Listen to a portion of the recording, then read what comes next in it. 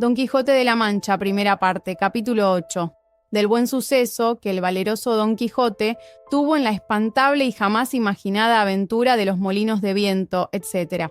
La aventura de Don Quijote y Sancho Panza continúa con una serie de eventos que ilustran de manera vivaz la locura del caballero andante y el papel de su fiel escudero.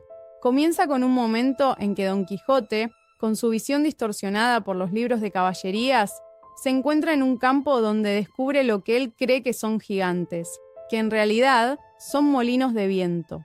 Al avistar entre 30 y 40 molinos, Don Quijote se entusiasma con la idea de enfrentarse a ellos. Para él, estos molinos representan gigantes desaforados que deben ser vencidos para cumplir con su misión de caballero andante. Convencido de que estos monstruos son una amenaza para la humanidad, se dirige a la batalla con fervor y determinación. Sancho Panza, su escudero, intenta advertirle que lo que ve no son gigantes, sino molinos de viento con aspas que giran debido al viento. Sin embargo, Don Quijote, inmune a los argumentos racionales, rechaza la advertencia de Sancho. La ceguera de Don Quijote ante la realidad y su obsesión con los ideales caballerescos lo llevan a ignorar las advertencias y proceder con su plan. Cuando Don Quijote embiste el primer molino, el viento hace girar las aspas con tal fuerza que desintegra la lanza de Don Quijote y derriba tanto a él como a su caballo, Rocinante. La escena es un despliegue de comedia y tragedia, ya que la fuerza del viento y el ímpetu de Don Quijote resultan en una derrota ridícula. Don Quijote es arrojado al suelo, maltrecho y confuso, mientras que Sancho Panza acude en su ayuda. Sancho, en su papel de voz de la razón, se muestra preocupado por la imprudencia de su amo y se lamenta de la situación. A pesar de la evidencia de su derrota y el daño sufrido, Don Quijote atribuye el mal resultado a una conjura de los sabios que, en su opinión, han transformado los gigantes en molinos de viento para sabotear sus hazañas. Insiste en que su adversario es un gigante encantado, alegando que el sabio Frestón, quien él cree que ha transformado los gigantes en molinos para impedirle la gloria, es el responsable de su derrota. Sancho Panza, al ver el estado de su señor, le recuerda que él ya le había advertido sobre la verdadera naturaleza de los molinos. Sin embargo, Don Quijote se mantiene firme en su creencia de que las cosas de la guerra están sujetas a cambios inesperados. Con el ánimo de continuar, Sancho ayuda a Don Quijote a levantarse y a volver a montar a Rocinante, aunque este último está medio desmontado por el accidente.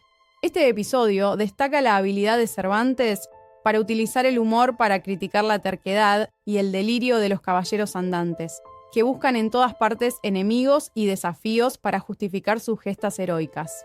Sancho Panza, mientras tanto, se muestra pragmático y disfruta de la oportunidad de comer y descansar mientras sigue a su amo.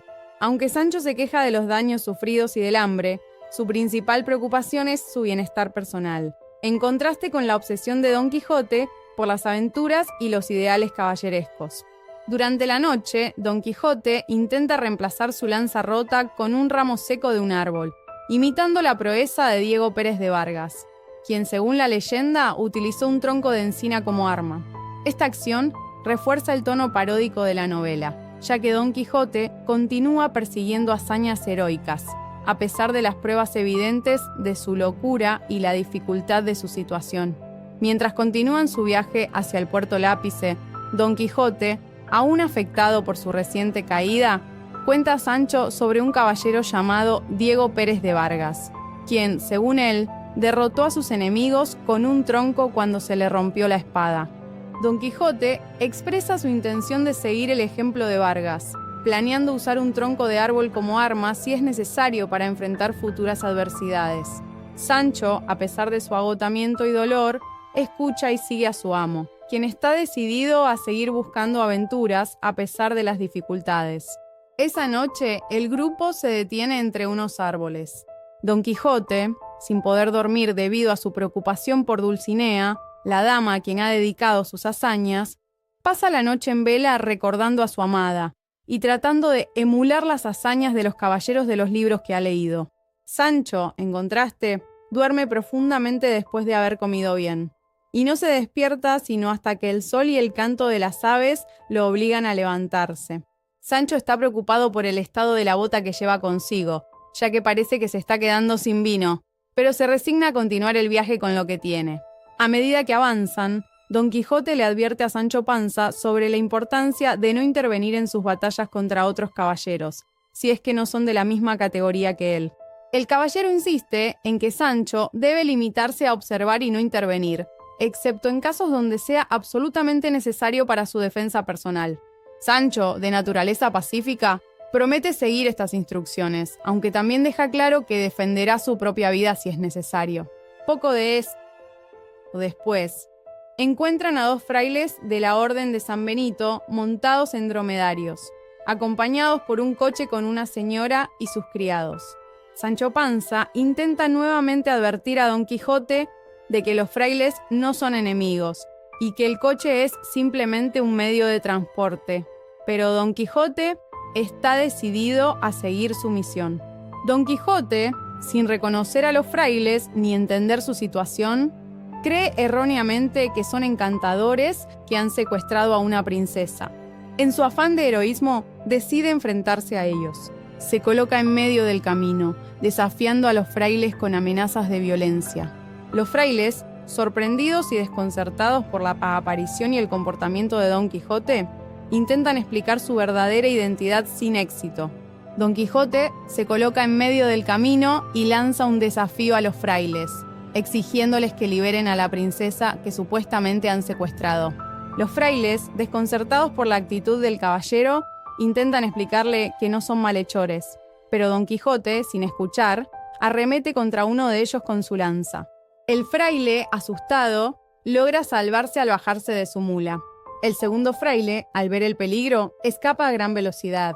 Sancho Panza, tratando de sacar provecho de la situación y considerando que la victoria de su señor le da derecho a los despojos de la batalla, intenta quitarle las ropas al fraile caído, considerándolo un botín legítimo de la batalla. Sin embargo, los mozos de los frailes, al ver esto, intervienen y atacan a Sancho dejándolo herido y tirado en el suelo. Mientras tanto, Don Quijote continúa hablando con la señora del coche, explicándole su noble misión y su devoción hacia Dulcinea del Toboso. Un escudero vizcaíno que está con la comitiva de la señora intenta detener a Don Quijote y le dice que se aparte del coche. Don Quijote, al oír esto, responde con desprecio y se prepara para enfrentarse al escudero. La batalla que sigue es feroz. El vizcaíno, utilizando una almohada como escudo, se defiende de los ataques de Don Quijote, mientras el caballero andante, envalentonado por su visión heroica, ataca con toda su fuerza. El enfrentamiento es desigual y violento, con ambos luchadores empeñados en su combate. La batalla termina de manera inconclusa. El capítulo se cierra con la promesa de que el autor tratará de encontrar la resolución de esta aventura en una futura narración, reflejando la naturaleza continua y abierta de las hazañas de Don Quijote. El autor de la novela se disculpa por no poder continuar la historia en ese punto, mencionando que no encontró más escritos sobre las hazañas de Don Quijote. Esta decisión es una astuta estrategia narrativa de Cervantes. Al no ofrecer un final claro, Cervantes mantiene el interés y la curiosidad del lector sobre el destino de Don Quijote y sus aventuras. Además, el final abierto permite que la historia continúe en la segunda parte, publicada más tarde, manteniendo así la continuidad de la trama y permitiendo a Cervantes explorar aún más la locura de Don Quijote y la respuesta de Sancho Panza a sus locuras. Este recurso narrativo también puede verse como una reflexión sobre el propio proceso de creación literaria, sugiriendo que las historias y las aventuras pueden ser interminables y que los personajes viven más allá de las páginas del libro. En resumen, el capítulo 8 de Don Quijote de la Mancha es un episodio crucial que combina humor, crítica social y un final abierto para mantener el interés del lector y explorar las complejidades de los personajes. A través de su enfrentamiento con los molinos de viento y los frailes, Cervantes no solo profundiza en el carácter de Don Quijote, sino que también muestra el contraste entre su idealismo y la realidad, reflejado en la respuesta pragmática y realista de Sancho Panza. La locura de Don Quijote y su inquebrantable sentido del honor y la aventura siguen chocando con el mundo real y las consecuencias de sus acciones, creando una narrativa rica en humor y crítica social. Ahora continúa el capítulo 9.